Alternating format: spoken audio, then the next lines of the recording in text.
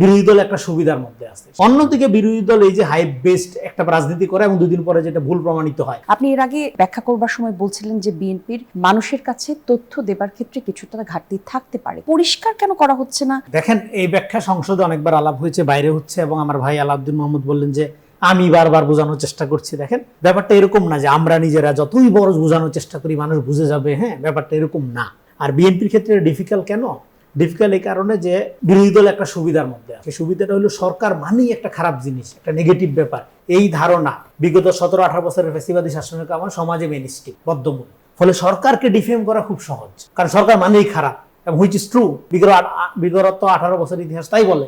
এবং সরকার মানেই হলো প্রতারক, মুনাফেক। এই যে কাঠামোটা, এই কাঠামোর সুবিধারা বিরোধী দল পাচ্ছে রেডিমেড, এবং এর সাথে যুক্ত হয়েছে প্রোপাগান্ডা, ফটোকার্ড, ভুয়া কাটপিস বক্তব্য। এই যে আমরা টকশোতে এত ভালো ভালো কথা বলার চেষ্টা করি, কিন্তু কোনো লাভ হচ্ছে না। তো ভুয়া ফটোকার্ডের কারণে এই পরিস্থিতি এবং সোশ্যাল মিডিয়া ওয়াকিবহাল, এবং সোশ্যাল মিডিয়াতে এই যে আপনার এখন একটা মানে প্রোপাগান্ডা বেসড ইন্ডাস্ট্রিয়াল লেভেলের একটা রাজনীতি ছড়ানোর চেষ্টা করা হচ্ছে। এতে করে কি হচ্ছে, ফর টাইম বিং, অল্প সময়ের জন্য একদম প্রচন্ড নেগেটিভ। হ্যাঁ, প্রচন্ড। ওই যে আগে ধরেন বিএনপি ক্ষমতার জন্য কাঙাল, ক্ষুধার্ত, হ্যাঁ, অনেক গ্রাফিক্স বানানো হয়েছে, ভিক্ষার থালি দেওয়াই করা, ক্ষুধার্ত, কঙ্কালসার। হ্যাঁ, কিন্তু রিয়েলিটি হইল যে, যেমন ধরেন আজকে একটা উদাহরণ দিই, যে তেলের সংকটের মধ্যে এক ছাত্রদল নেতা 50 গাড়ি নিয়ে আপনার গাড়ি বহন নিয়ে মিছিল করতেছে বা শোডাউন করছে। গাড়ি বহন নিয়ে শোডাউন করা যে দলের নেতাই করুক, এটা নিন্দনীয়। এটার বিরুদ্ধে আমি শুরু থেকে বলে আসছি, কিন্তু নির্বাচন আমরা দেখছি কম বেশি সব দলের লোকই করছে। নতুন বন্দোবস্ত চায় যারা, তারাও করছে, পুরানরা তো করে। তো কিন্তু দেখা গেল এই গাড়িগুলো গ্যাসের, কিন্তু শিরোনাম হইলো তেল সংকটের মধ্যে 50টা বহর নিয়ে শোডাউন করাটা নিন্দনীয়। এখানে বক্তব্যের বাস্তবতা কি? আপনি যেই কারণে এটা নিন্দনীয় বলছেন, আপনি বলছেন কিন্তু তেল সংকটের কারণে, গাড়ি তো তেলের না, গ্যাসের।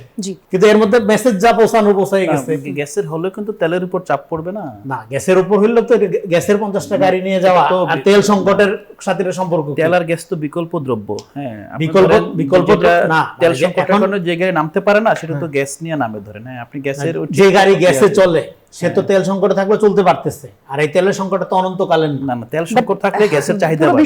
কিন্তু আমি বলতেছি বলছি আর কি, উদাহরণটা কি, যে অ্যাজ ই পাবলিকের পারসেপশন কি, যে তেলের সংকট মানে গাড়িটা তেলেরই চলে, বললাম গাড়িটা তেলের না, গ্যাসের না, কলা পাতায় চলে, জ্বালানি সংকট বললে আরো হয় আর কি, সবগুলো। মানে তার মানে কি, হ্যাঁ, তার মানে এই জিনিসটা তো নিন্দনীয়, গাড়ি বহর নিয়ে চলাটা, সে যে দলই করুক। কিন্তু আপনি এই জন্য সত্য এবং মিথ্যা মিলাইয়া যে ন্যারেটিভটা তৈরি, তার মধ্যে খুব সহজে ডিফেম করার সুযোগ হয়ে গেল এরকম প্রত্যেকটা জায়গায়। হ্যাঁ, গুম তো খুবই সেন্সিটিভ ইস্যু, মানবাধিকার তো খুবই সেন্সিটিভ ইস্যু, হ্যাঁ, আপনার এই যে ব্যাংক রেগুলেশন খুবই সেন্সিটিভ ইস্যু, কিন্তু এটাকে যে আরো অধিক যাচাই বাছাই করা দরকার। আপনি রাখছেন 10 বছর কারাদণ্ড গুমের জন্য, সেখানে বিএনপি প্রস্তাব করতেছে যে এটা করতে হবে যাবজ্জীবন থেকে সর্বোচ্চ শাস্তি, কিন্তু সেটা আলাপে না। বিএনপি তো গুম এর অধ্যাদেশ বাতিল করে দিয়ে তার মানে ঘরে ঘরে গুম করা শুরু করে দিবে।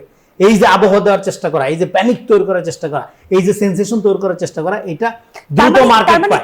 এই দ্রুত মার্কেটিং এর কারণে যেটা হচ্ছে, দ্রুত মার্কেটিং দুই দিক থেকে ক্ষতিগ্রস্ত হচ্ছে। একটা শেষ করি, দুই দিকে। একটা হলো কয়েকদিন পরে যখন দেখা যায় না বিএনপি তো এটা না, বিএনপির জায়গায় আছে, বিএনপি কনস্ট্রাকটিভ যেটা করা দরকার সেটা করার চেষ্টা করছে। অন্যদিকে বিরোধী দল এই যে হাইপ বেসড একটা রাজনীতি করে এবং দুদিন পরে যেটা ভুল প্রমাণিত হওয়ার পরে তার জনসম্পৃক্ততা বা এই হাইপের কারণে জনপ্রিয়তা যতখানি বাড়ে, ঠিক তার 100 গুণ কমে। 10 কদম আগায় 50 কদম পিছায়, পরিষ্কার। ফলে এই যে রাজনীতিটা, এর ফলে ক্ষতিগ্রস্ত হচ্ছে দুই দলই। আর বিএনপি যে জায়গায় রিয়েলি ক্রিটিক করা দরকার, বাংলাদেশে এখন তো জরুরি অবস্থা জারি হওয়ার কথা, হামে যেভাবে বাচ্চারা মারা যাচ্ছে, সে আলাপ আছে। হামের জন্য জেলা পর্যায়ে আপনার স্পেশাল ফিল্ড হাসপাতাল করা উচিত, হচ্ছে না। সমস্ত দলের ডাক্তারদের অ্যাক্টিভেট করে দেওয়া উচিত। সমস্ত একটা আজকে স্টোরি দেখলাম, প্রথম পাতা এক পত্রিকা স্টোরি করছে, একটা বাচ্চা, 4 বছরের বাচ্চা বিভিন্ন হাসপাতালে ঘুরে তারপরে মারা যাচ্ছে। কেন এই জিনিস কেন হবে? এটা একটা ইমার্জেন্সি, ঠিক আছে, বিগত সময়ের এবং আগে ইমার্জেন্সি মোকাবেলা করেন, আগে বাচ্চাদের জীবন বাঁচান, দেন তারপরে যাদের কারণে এটা হয়েছে বিগত আমলে তাদের বিচারের আওতায় আনেন।